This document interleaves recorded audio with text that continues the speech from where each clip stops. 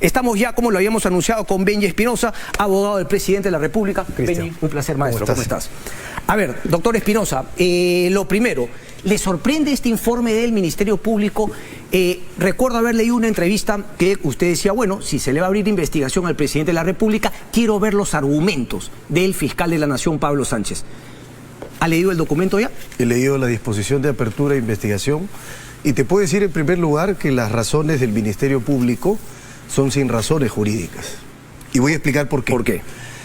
Porque desconocen los alcances del artículo 117 de la Constitución. Lamentablemente hemos retrocedido mucho tiempo en la interpretación jurídica y parece ser que la Fiscalía de la Nación se ha quedado en tiempos de Montesquieu, que decía que el operador del derecho es la boca muda que pronuncia la ley, o como Traseñí, que decía el juez o fiscal es el fonógrafo de la ley. O sea, repites acríticamente lo que dice la norma. La norma dice que el presidente solo puede ser acusado durante su mandato por 4 situaciones. ¿Correcto? Traición a la patria, disolver el Congreso, impedir elecciones, impedir funcionamiento de los órganos del sistema electoral. Fuera de eso no puedes acusar. Los argumentos de la Fiscalía de la Nación no apuntan a establecer, por ejemplo, por qué fuera de la prohibición de la acusación entra la investigación. Lo que pasa es que se entiende que el presidente puede no ser acusado, pero sí investigado. Y ahí viene la sinrazón. ¿Por qué razón? Porque precisamente lo que la Constitución y este dispositivo constitucional lo tenemos de la Constitución de 1860, se repitió en 1920, se reafirmó en la Constitución del 33, se afirmó en la Constitución del 79 y aún la tenemos vigente. Hay que entender que cuando el presidente no puede ser acusado, lo que quiere decir es que no puede ser perseguido. Lo que quiere decir es que no puede ser investigado, que no se puede abrir causa penal en su contra, que al presidente no se le puede distraer durante su mandato por situaciones de coyuntura. Eso es lo que significa. Algunos dicen que no, que hay que leer textual, de manera literal, la Constitución, y la Constitución solo proscribe la acusación, más no la investigación. Pero eso es leer conforme se leía en la Edad Media. Eso ya ha sido superado ampliamente. Ahora, doctor Espinosa, yo tengo un buen concepto de usted. ¿En eso se va a quedar usted en la defensa del presidente Castillo, en una cuestión de forma? No, pero no es una cuestión de forma, es una cuestión de respeto a la Constitución. Finalmente una formalidad y finalmente no la lectura que usted hace del artículo de la Constitución. ¿Esa es un poquito la defensa? Ese es un primer punto de la defensa, Cristian. Okay. Y es lo más importante, ¿sabes por qué? Porque al presidente se le impone el deber constitucional, el 118 de la Carta Magna establece, el presidente, primer mandato, cumplir y hacer cumplir la Constitución. Hay que hacerla cumplir. Y la Fiscalía de la Nación no la está cumpliendo, la está violando. La Fiscalía de la Nación, ¿sabe lo que dice? ¿Cuál es su argumento? Yo esperaba ver un precedente del Tribunal Constitucional, alguna jurisprudencia de la Corte Interamericana, algún fallo del Tribunal Europeo, pero dice, no, lo que pasa es que cuando hay indicios y son delitos graves, y entonces hay que luchar contra la corrupción y hay que evitar la impunidad, y por eso es que se puede. ¿Y cuál es la base jurídica? ¿Cuál es la interpretación? Porque acá estamos frente a un punto. ¿Cómo debe analizarse el 117 de la Constitución? Bueno, entonces nos estamos quedando en ese tema, pero a ver, yo entendía que el doctor Pachas era el que se iba a encargar más de finalmente la defensa constitucional, que es la que me está planteando usted, doctor Espinosa. Yo planteaba o pensaba que usted iba un poquito más por el tema finalmente penal, que es en lo cual obviamente se le está incluyendo también al presidente por las imputaciones que hay. Un par de preguntas básicas. Usted ha estado hoy con el presidente de la República, Pedro Castillo, sí, reunido. Mi pregunta es, ¿le ha preguntado si es que finalmente esto es cierto? Si es que ha hablado últimamente con el exministro de Transportes y Comunicaciones, Juan Silva, ¿por qué lo nombró en ese cargo? ¿Es cierto lo que se dice que Juan Silva habría aportado a la campaña? ¿Eso ha sido materia de conversación con el presidente, doctor? Lo primero que debo subrayar es que el presidente me ha reafirmado su inocencia. Yo ya lo he dicho en otros medios. Yo estoy convencido de la inocencia del señor presidente de la República, de Pedro Castillo Terrones. ¿Correcto? Yo estoy armando la defensa a partir de defender a una persona inocente.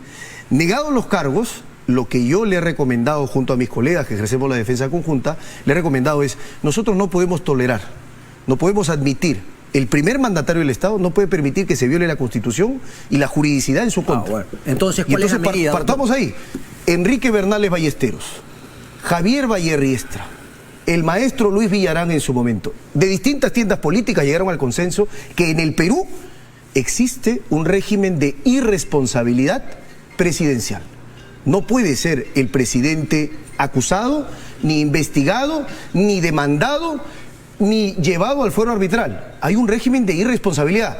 Puede no gustar, pero finalmente, como decían los romanos, dura lex, sed lex. La ley puede ser dura, pero es la ley y hay que Bueno, aplicar. pero bajo esta premisa entonces algunos dirán, bueno, si es que finalmente no se puede abrir investigación, van a intentar ir por la parte política en el tema de la vacancia presidencial. Eso finalmente sería válido también. Y ahí nos está alejando uno de la Constitución. Y eso es otra situación, porque ahí lo que vamos a analizar en el juicio político es precisamente si se cumple el supuesto de incapacidad para la vacancia, ¿no es cierto? Que es otro asunto es el juicio político, por ejemplo, para la destitución, inhabilitación o suspensión. Sí, pero funciones distintas. pero ahí pensaremos que sí hay un precedente finalmente, que es el caso de Martín Vizcarra.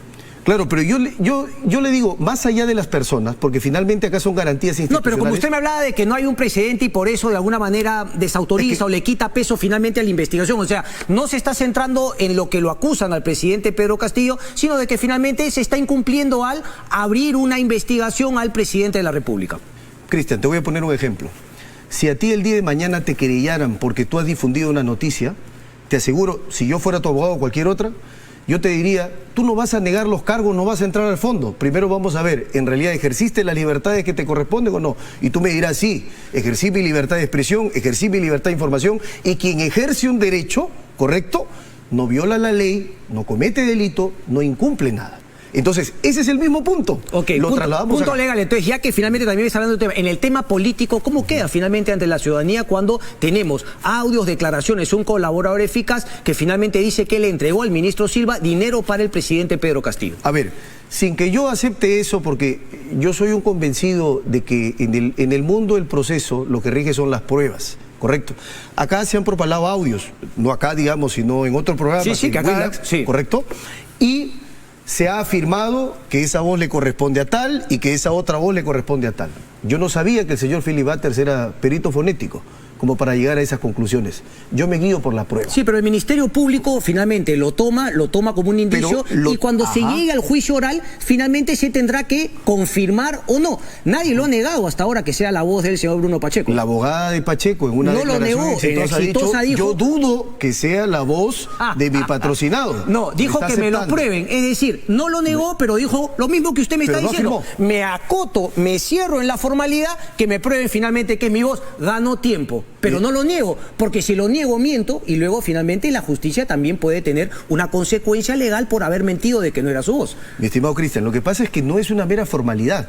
Lamentablemente, y esto que sirva precisamente para que se entienda, el respeto a los derechos no es una mera formalidad, porque acá se dice, por ejemplo, la disposición de apertura dice, eso es una prerrogativa del presidente, pero no es su derecho. Ya, pero, eso es un error. Pero usted entiende la diferencia entre en el tema legal y en el tema político. En el tema legal, obviamente, uno es inocente hasta que se pruebe lo contrario. En el tema político, nadie va a finalmente terminar preso. Es un tema de cara a la ciudadanía, en el tema de un funcionario público como el presidente de la República. Entonces, más allá de la formalidad y de que tiene que avanzar todo este tema, ¿cuál es un poco la respuesta del presidente? ¿Miente Samir Villaverde?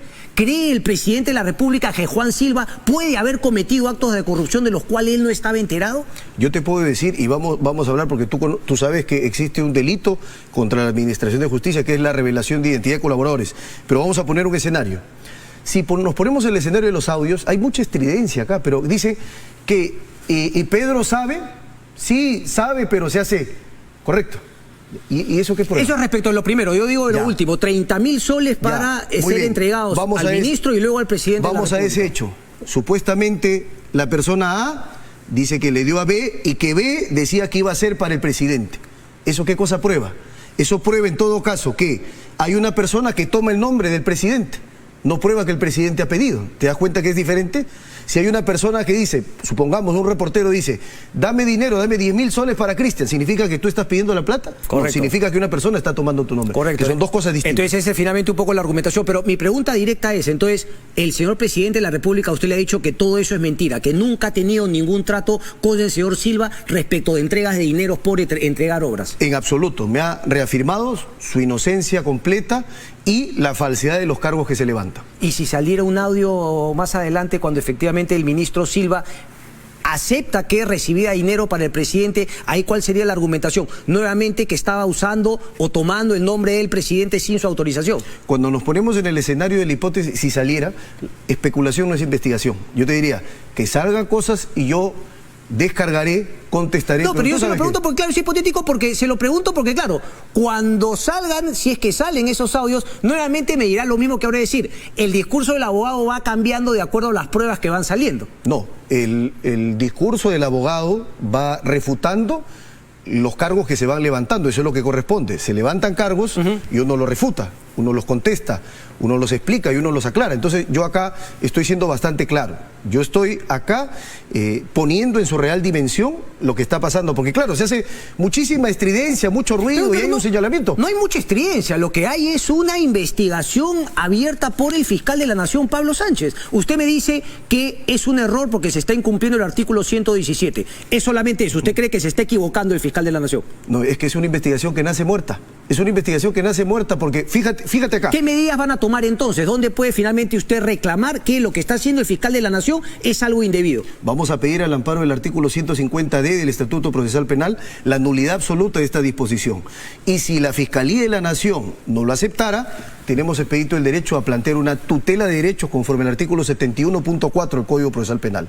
El investigado que considera que la Fiscalía está violando sus derechos puede recurrir al juez vía tutela de derechos para que se cautele. En este caso concreto, el derecho previsto en el 139.3 de la Constitución. El derecho a no ser desviado del procedimiento preestablecido por ley. El derecho a que se cumpla el 117 de la Constitución. Déjeme plantearle la pregunta desde el otro punto de vista. Entonces, digamos, ¿y por qué esa situación? ¿Por qué finalmente no decir, bueno, investígueme, no tengo nada que ocultar? ¿Por qué siquiera impedir? Porque finalmente lo que queda claro, y usted ha citado el artículo, es que la acusación, no se le puede acusar al presidente de la República salvo por esos 4 puntos. Aquí hablamos de una investigación, pero usted dice que finalmente la investigación también está prohibida por ese artículo. Sí. ¿Por qué no decir, bueno, yo creo que hay un error en la Fiscalía, pero investígueme, no tengo problema, no tengo nada que ocultar? Porque no podemos permitir que las arbitrariedades y las violaciones a la ley se conviertan en comportamiento de los poderes públicos. Y permíteme acá un punto. En efecto, el término acusación. El artículo 8.2b de la Convención Americana que el Perú ha suscrito desde 14 de julio de 78 dice: toda persona inculpada de delito tiene derecho a comunicación previa y detallada de la acusación en su contra. ¿Alguna vez algunos intérpretes de la ley dijeron, solo merecen imputación formal los acusados, los investigados no? Y la Corte Suprema y la Corte Interamericana dijeron, eso es un craso error. Cuando la Convención Americana habla de acusación, se refiere a imputación, se refiere a investigación, se refiere a indicios. Es lo mismo que se aplica acá. Hay que tener en una dimensión amplia lo que se entiende por acusación. ¿Por qué en un entendimiento amplio? Como usted dice, cuando le conviene un entendimiento amplio, hay que decir, para que finalmente no se le investigue al presidente Pedro Castillo. Me llama la atención si es que usted habría brindado alguna declaración en su momento respecto al caso de Martín Vizcarra. ¿Usted brindó alguna declaración? ¿Se le preguntó en algún medio? No. No, o sea, no hay nada, digamos, que contradiga la posición que ahora está tomando respecto al presidente Pedro Castillo. Te puedo decir algo, Cristian, que es absolutamente claro, porque hay modos de interpretar, ¿no es cierto?, la Constitución y la ley. Y entonces, cuando se trata en el marco del proceso penal y está en juego un investigado, un imputado, un procesado, como quiera llamársele, la interpretación tiene que ser pro homine, porque lo manda el artículo 29b de la Convención Americana. Uno también podría plantear que se podría interpretar justamente que, como se dice, cualquier ciudadano puede hacer lo que quiera, que no esté impedido por ley. El funcionario público no se rige bajo esa ley, solamente puede hacer lo que la ley le manda. Uno podría aplicar que en esa interpretación el presidente de la República, como primera cabeza de la función pública, debería sí estar sometido a una investigación, más no a una acusación. Y precisamente sobre el punto que mencionas, los ciudadanos, todos nosotros, nos regimos bajo la inmunidad de coacción. Lo que no está prohibido está permitido. En cambio, los funcionarios, el fiscal de la Nación, solo puede hacer lo que la ley le manda. O sea, ahora la acusa al fiscal, más no al presidente. Pero bueno, entonces, queda claro la posición. Van por la defensa formal de decir que no se le debe abrir investigación al presidente de la República, pero digamos, del fondo no nos pronunciamos. No, y del fondo te he adelantado que finalmente se tratan de testimonios de referencia y la ley en materia de testimonio de referencia. Para eso es la investigación, doctor. Para eso es la investigación. Por supuesto, pero la investigación respecto a otros, respecto al presidente, no se puede.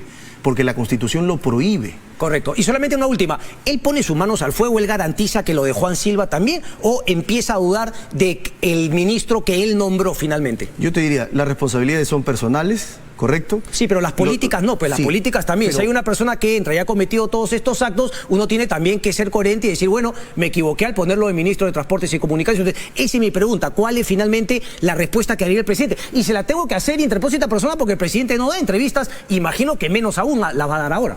En ese escenario político no ha llegado mi conversación, Cristian. Mal haría en poder ponerle palabras a la boca al presidente de lo que no me ha dicho. No le preguntó finalmente si es que también creía en la inocencia del ministro Silva, como usted me acaba de decir, si le dijo que él era inocente. No le hizo esa pregunta. Para mí la pregunta más importante es si lo que dicen, si la sospecha, si lo que se plantea es cierto o no, lo ha negado el presidente. Y yo le creo. Correcto. Benji Espinosa, muchísimas gracias, maestro. Cristian, un gusto volver a verte. Un placer. Gracias.